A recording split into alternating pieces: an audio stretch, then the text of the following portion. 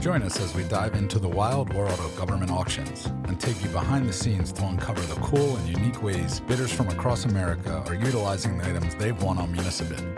Like an ambulance repurposed into a work truck, to a city bus converted into an RV, and so much more. Welcome to the Municipal Podcast.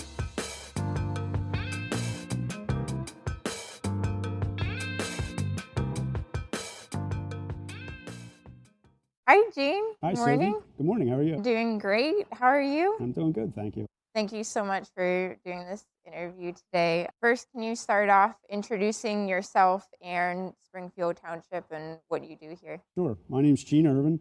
I'm employed here at Springfield Township for about 11 years. I'm currently the fleet supervisor. We're in charge of the entire fleet here, everything with wheels, everything without. The guys bring it to us, we fix it, hopefully not that often.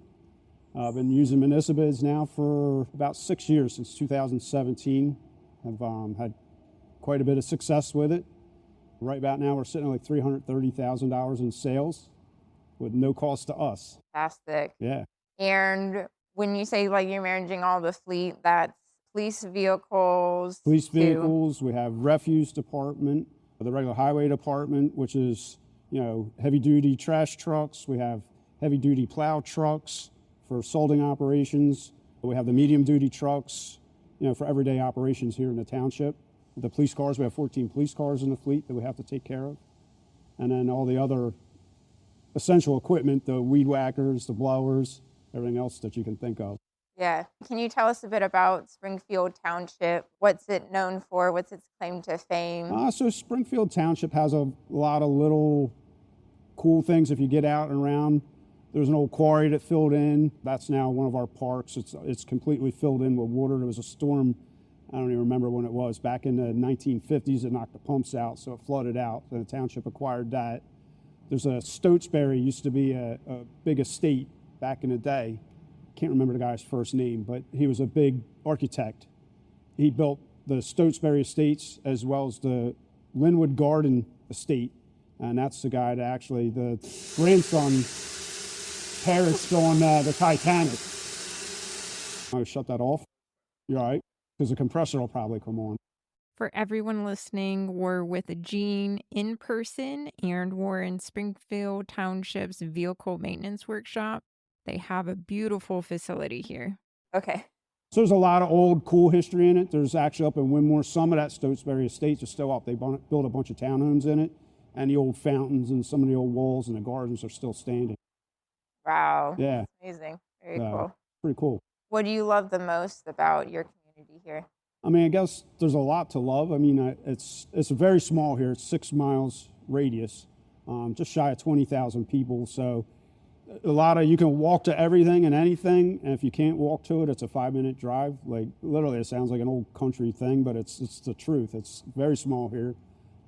A lot of little community things. We got Community Day coming up here the first week of October. That's always a good thing. That's down at one of our other parks. But I've lived here in this township now for about 29 years.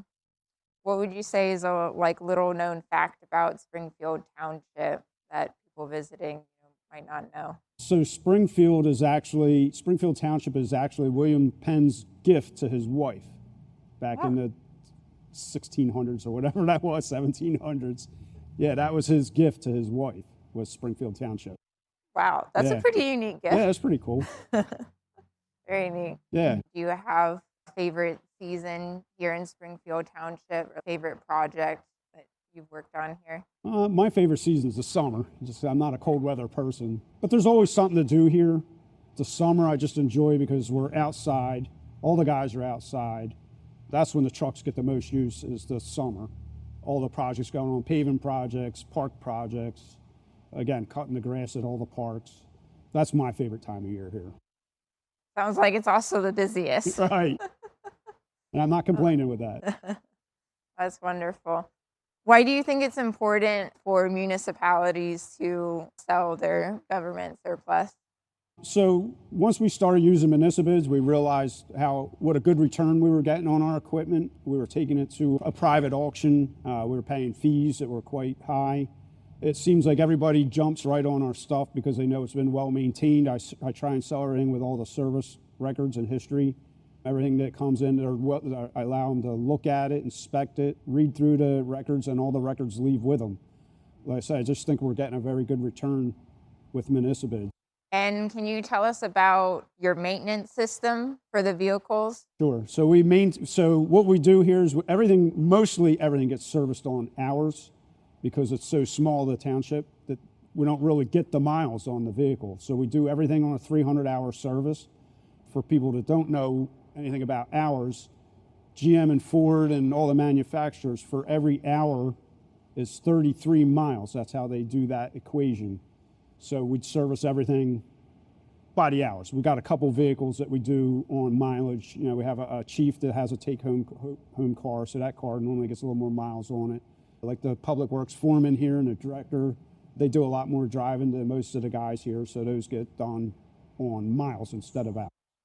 And can you tell us a bit about like your day-to-day here and like what's involved with maintaining a fleet? So the day-to-day here is really not set in stone because you can come in and have the whole day planned. So here's the story for you. Yesterday, we were in here working, and one of the drivers calls us with the trash truck. We went out, the trash truck was on fire, the inside of the truck. So we had to dump it out in the parking lot. We had to get the fire company out to put the fire out. So that took your whole morning, day-to-day operations and throw it right out the window because that took us till about 11 o'clock in the morning. Oh, wow. But, normally we try and plan, look at what we got the night before, plan on. Right now we're doing all the winter maintenance equipment. We'll get them in, inspect them, change the oil, get the plows ready, and put them away. So we do have a kind of set in stone day to day, but you never know. The guys come in, the belt's off the truck, whatever it is. I mean, there's always something to do. Yeah, you're there whenever something happens. Right, we're here to put the fire out. Literally. Literally. There. I hope that's not a common occurrence. No, it is not. It's only the second time I've been here for 11 years, so. Okay, that's pretty good. Right, that's good. I'll take that. What were some of the challenges that you faced with selling your surplus prior to using municipal? Mostly it was the fees that we were getting charged. I went to one of the auctions one weekend, and one of our trucks came up. It was the next one on the bidding block. And this was an in-person auction? Yes. It was over in Norristown. And when they brought the truck up for bid, the auctioneer went into how the frame was cracked and this and that, and said how the truck was in really bad shape, and none of that was true. So that's when I decided we had to find somewhere else to do that. And we had been looking into municipal bids in like 2016, and it took me about a year for them to convince them because that's the way it was always been done, is you went to this auction. So we actually sold the Public Works Director's car, Tahoe, on there the first time. That went to another township, to another Public Works Director, and right from there we didn't turn back. Like, we got a great turnover on it, and the director was happy, the director at that point, and we never went back. That's wonderful to hear. Did you or the committee approving, using another auction service have any hesitations about using municipal or any concerns about making the switch? Like I said, the director that was here at that time was a little hesitant just because, he's an older school guy, and that's how we always did it. You sold it at this auction, that's what you did. You drove it there, dropped it off, and you waited to hear. You didn't even know how much you got for it till like 3 weeks after the auction when they sent you what it went for, their cut, and they sent you the checks. So it turned into a no-brainer once he saw that we didn't pay any fees. And again, like I said, I think we're getting great prices for our vehicles. So at that point, it never became a hesitation. We have to get everything approved to the commissioners to sell the vehicle. And once commissioners got wind of where I was trying to sell them, everything was just, they approve everything right away now without a problem. That's wonderful. Yeah. So it's been easier process now. Very, yeah. That's great to hear. And what would you say, like, of the items that you've sold over the years, which item have you got like the best return for? So we had a 2000 Ford F-350 bucket truck here. They purchased the vehicle back in 2007 for $21,000. We sold it in 2021 for $20,500. So woo, literally they lost $500 on the truck that they used for, 11 years. That's brilliant. Yeah, that's it was astounding. great. And a guy drove all the way down from Martha's Vineyard. Just shows you everybody's looking at the site. He drove down from Martha's Vineyard, picked it up, and took it back and I've never heard a bad word about it. So we've had people as far as Ohio come pick up, Vermont. We had a young lady come out from Erie and pick up a Tahoe.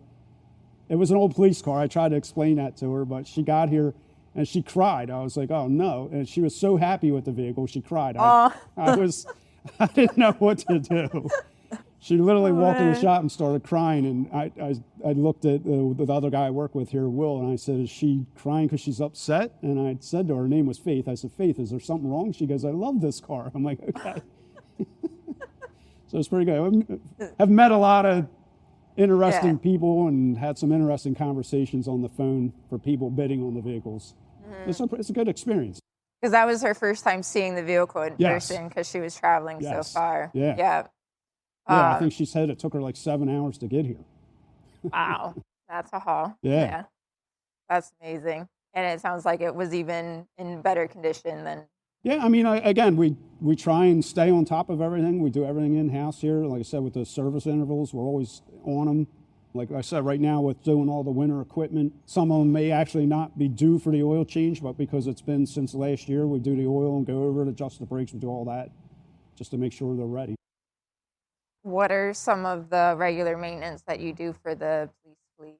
The police fleet it's mostly tires, brakes, oil. Fortunately, the fleet's relatively new. We rotate the cars every 5 years. That's why we have so many of them on municipals. Right now, we're transitioning over to hybrids, so the services have really gone farther out. Like the service interval has become longer in time because it takes them that much more time to get 300 hours on it than it used to when they leave them idling for whether it's cold out or whatever. The cars now that, because it's on hybrid, it's running on the battery instead of the engine. Is the whole police fleet moving to hybrid? Yes. Or are you doing, okay. So the commissioners in the well future is for everything to be electric here, but I mean, that's years upon years away. Yeah. We do upfit all the police cars here in-house, so it's nice. Like, when an officer comes in and he's having a problem with the computer, it's usually the modem needs to be rebooted. They don't know where that's at, but we do. So it's nice. Can you think of what your best experience using Municipal has been? I guess everything, because I can't come up with a bad experience. Jackie has been a great help for me. She's helped me with a lot of little issues. She's helped me with one right now, but always her with support for me. I'm sure she's with everybody, not just me, but I like to think I'm getting a special treatment sometimes. But yeah, so I think every experience I have had with Municipal since the start has been awesome. I've not had nothing bad with Municipal, so I guess that's how I'm going to answer that for you. Jackie's awesome. Yeah. I'll let her know too. Yeah, she loves all our sellers. She really cares deeply. Yeah. Have you had any experience with Municipal that made you laugh? Well, yeah, I mean, that one there with Faith picking her car up from Erie, crying, I wasn't sure. I do get a lot of them. Some of them I'll get on the phone for a while. I'm like, all right, let's get to the point what you want. Don't tell me what you're going to build it as. And 35 minutes into the conversation, I'm like, well, do you want to come look at it? They're like, no, I don't want to look at it. I'm like, okay. So, no, there's definitely been a lot of funny phone calls. A couple of the in-person things have been kind of funny. But, yeah, I mean, no bad experiences. So I think probably the greatest impact is the higher return on our products that we're getting instead of running it through the auction. Getting a lot of money for the vehicles to go back into the tax base, improvements around the building and stuff. What are a few features that you like about Municipal? Well, I mean, I guess the best features are that you basically run your own auction. Like you guys set it up for us, but we put in there everything from start date to end date to pickups, inspections to look at the vehicles, phone calls. I mean, I think that's the best part of that. Yeah, so you're able to list items as you go. So when we had the auctions, you had to have it there by a certain date. You dropped it off, and then, like I said, you waited to hear what you got for it or whatever.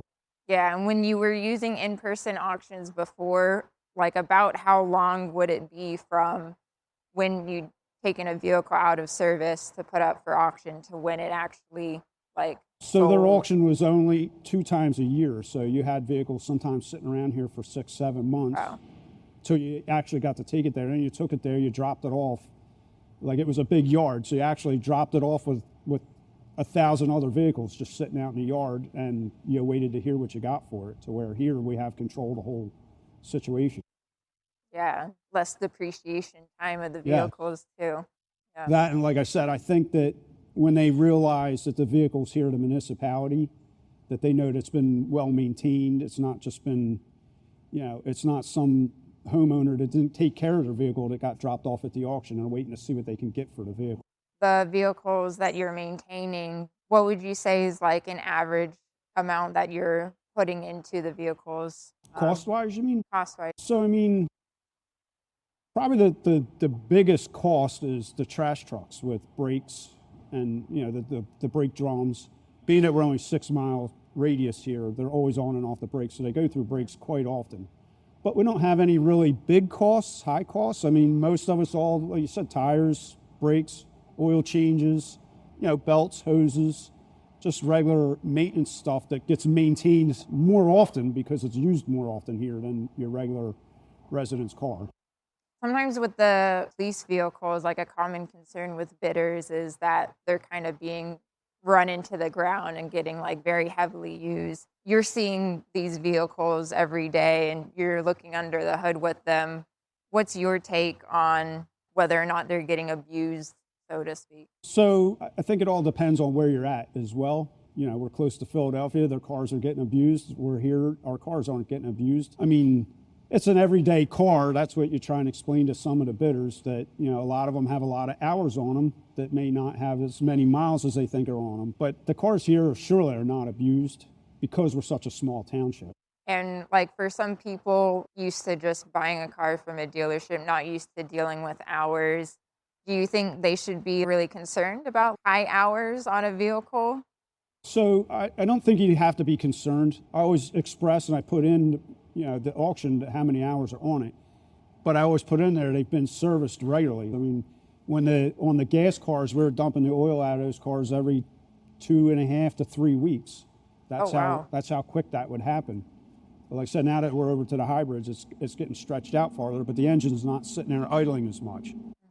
With moving your police fleet over to hybrid, are you excited about that transition? I was a little leery about it when it first happened. So the first one we had its issues because it was the first model year. Had a bunch of little issues and it was kind of frustrating. But as we've moved on, it's turned into other than the service work being longer, we're not working on them every 2 weeks, 3 weeks as far as that goes. But they just did a study that over a 2-year period, they saved 33,000 gallons in gasoline in the 14 vehicles. That's phenomenal. Yeah, that's a big cost saving. That's a big cost saving. Right? Yeah. Because the servicing, would you say, is about the same cost to maintain as a gas? Yeah. Okay. All the oil and filter is the same, whether it was the gasoline, not hybrid, and now they're the hybrid with the same gasoline engine. It's just now the gasoline engine's not running as much because it's running on battery. That's brilliant. Yeah. That's a huge cost saving. So, yeah, very big cost saving. And like I said, the service intervals have gone. We just did 2 cars the other day and we checked how long it's been. It's been 2 months since we had them in. But in that 2 months, so the hybrids were starting to switch over to mileage instead of hours. So you have the regular gas car in 300 hours would go about 1,600 to 2,000 miles. So now the hybrids are going 4,000 miles that we're doing them on, but they're only going 150 hours. Wow. Yeah, so it's cut it down dramatically. That's brilliant. Yeah. So it's definitely a big cost savings for the department. One concern with the electric vehicles overall has been the batteries and the potential for fire. Yes. I know you have some experience with fires, but how has it been so far with the hybrid vehicles and the batteries? And so far, we haven't had any issues. The one that I was saying, the first one, that actually had to have a battery done, but it was under warranty. So my only concern for the future is what we do with those batteries. And nobody seems to have given me an answer on that yet. Be determined. To be determined, right. They tell you don't have to worry about it for 10 years. I said, well, in 10 years, what do we have to do with the battery? Mm-hmm. Yeah. Well, that's my only concern so far. Guess we'll find out in 10 years. Would you recommend municipal to other municipalities? If so, why? Absolutely, and I have. I've had a couple of municipalities switch over to Municibids on recommendation. They called and asked how easy it was, what was involved, what the fees were. I explained to them there's no fees. Yeah, I've probably got 3 or 4 townships to switch over. That's wonderful. Yeah. Thank you. Yeah, I mean, it's a great experience. It really is. It couldn't be Yeah. any easier, and like I said, it's not costing us anything. It's great. Yeah, that's crazy to hear that you were getting charged with the other in-person auction Yeah. as well as the buyers. Yeah, Yeah, astounding. yeah, it's pretty crazy. What advice do you have for other municipalities who are looking to sell their surplus or maybe looking to just get started with that process? I mean, anybody that's not using the site is really missing out. I know there's a couple other sites out there, but we've had nothing but good luck on the site as far as auctions going right away. I mean, yeah, anybody that's not using the site's missing out. If anybody's still dropping off at the in-person auction is just losing money that they should be putting back into their budgets. Wonderful. Is there anything else overall that you'd like to share either about Springfield Township or your experience with Municipal? No, Springfield Township is a nice town to live in and to visit. A couple little things. Any township that has a question, or again, I think the school district now has switched over and used Municipals for a couple things because I explained it to them. Anybody has any questions, I would be more than happy to answer for them. Oh, thank you. It's been a Really great appreciate experience. that. Oh, wonderful. Thank you so much, Gene. Sure, Really thank you. appreciate it. Thank you.